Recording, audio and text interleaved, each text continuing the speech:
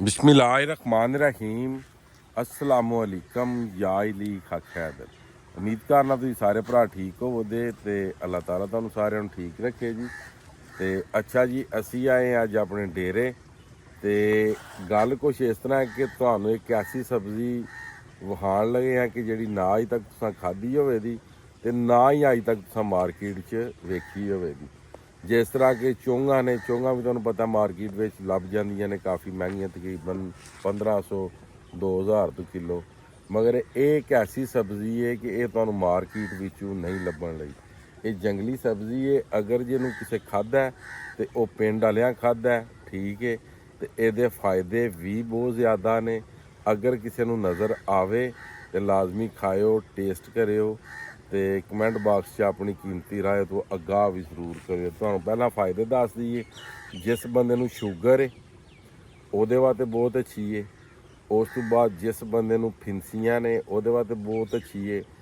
जिस बंदे दा खून खराब हो गया आवे, ठीक है, ਜਿਹੜੇ यानी कि हजामा वगैरह करांदे ने उन्हां वास्ते भी ठीक है। तो लो जनाब तुहानूं सब्जी विखाई जंगली करेले जनाब, ठीक है जी। ਇਹ जनाब साडे डेरे ते ना जी जंगली करेले होए ने जी। ਇਹ चेक करो आवा साहब, ਇਹ वेल खिच्चो हाँ जनाब। ਇਹ ਵੇਖੋ जनाब जंगली करेले, ये तुहानूं तोड़ के भी विखाने आ, इन्हां दे बीज भी विखाने आ। हुण इन्हां दा सीजन तकरीबन एंड होए है।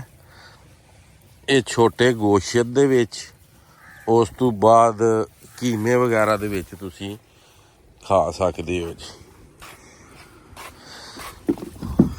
ਇਹ चेक करो, ਇਹ बिल्कुल फ्रैश जी जंगली करेले, ठीक है। शुगर वालियां वास्ते बहुत मुफीद ने जी।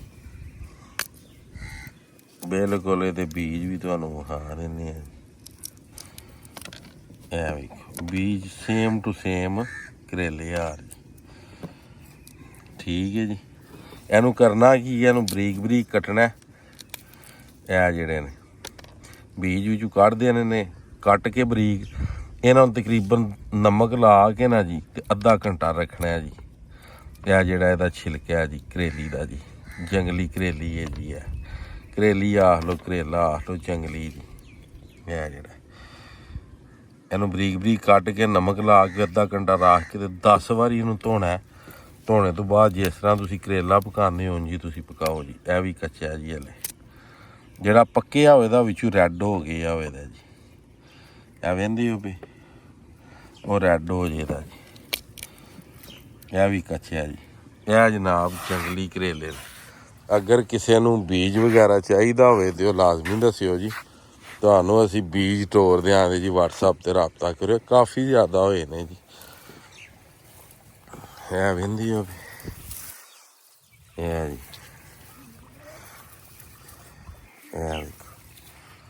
ਇਹ ਕਿਕਰੀਆਂ ਤੇ ਜ਼ਿਆਦਾਤਰ ਹੁੰਦੇ ਨੇ ਕੰਡਿਆਂ ਵਾਲੇ ਦਰਖਤਾਂ ਦੇ ਨਾ।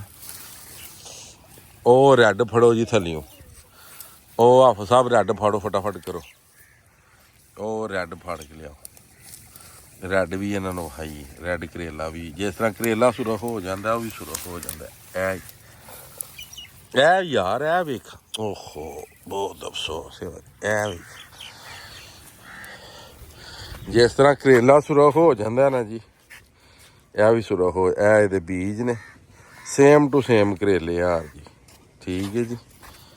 ਇਹ ਕਾਕੇ ਵੀ ਆ ਗਏ ਜੀ ਦੋਵੇਂ। ਅਸੀਂ ਪਾਣੀ ਲਾਏ ਅਸੀਂ ਇਨਸ਼ਾਅੱਲਾ ਤਾਲਾ ਨਾ ਇਹ ਪਕਾਵਾਂਗੇ ਜੀ ਹੁਣ ਇਨਸ਼ਾਅੱਲਾ। ਕਾਫੀ ਜ਼ਿਆਦਾ ਹੋਏ ਨੇ ਸਾਡੇ ਇਲਾਕੇ ਦੇ ਵਿੱਚ ਜੀ। ਇਹਦੇ ਫਾਇਦੇ ਬਹੁਤ ਨੇ ਜੀ। ਫਿਨਸੀਆਂ ਵੀ ਨਹੀਂ ਰਹਿੰਦੀਆਂ ਜੀ, ਦਾਣੇ ਵਗੈਰਾ ਜਿਹੜੇ ਹੁੰਦੇ ਨੇ ਉਹ ਵੀ ਨਹੀਂ ਇਹਦੇ ਨਾਲ ਰਹਿੰਦੇ। 5-7 ਵਾਰੀ ਤੁਸੀਂ ਖਾਓ ਨਾ ਜੀ, ਦਾਣੇ ਵੀ ਨਹੀਂ ਰਹਿੰਦੇ। ਤੇ ਉਮੀਦ ਕਰਨਾ ਜੀ ਇਨਫੋਰਮੇਟਿਵ ਵੀਡੀਓ ਸੀ ਤੁਹਾਨੂੰ ਪਸੰਦ ਆਈ ਹੋਵੇ ਦੀ। ਤੇ ਅੱਜ ਦੀ ਵੀਡੀਓ ਤੇ ਅੱਜ ਦਾ ਵਲੌਗ ਕਰਨੇ ਖਤਮ। ਮੈਨੂੰ ਦਿਓ ਇਜਾਜ਼ਤ। ਨੈਕਸਟ ਵੀਡੀਓ ਆਉਣ ਤੱਕ ਇਜਾਜ਼ਤ। ਆਪਣਾ ਖਿਆਲ ਰੱਖਿਓ, ਆਪਣੀਆਂ ਖਾਸ ਦੁਆਵਾਂ ਵਿੱਚ ਮੈਨੂੰ ਯਾਦ ਰੱਖਿਓ। ਇਨਸ਼ਾਅੱਲਾ ਮਿਲਨੇ ਆ ਕਿਸੇ ਨੈਕਸਟ ਵੀਡੀਓ ਦੇ ਨਾਲ। ਅੱਲਾ ਹਾਫਿਜ਼, ਫੀ ਮਾਨ ਅੱਲਾ ਜੀ।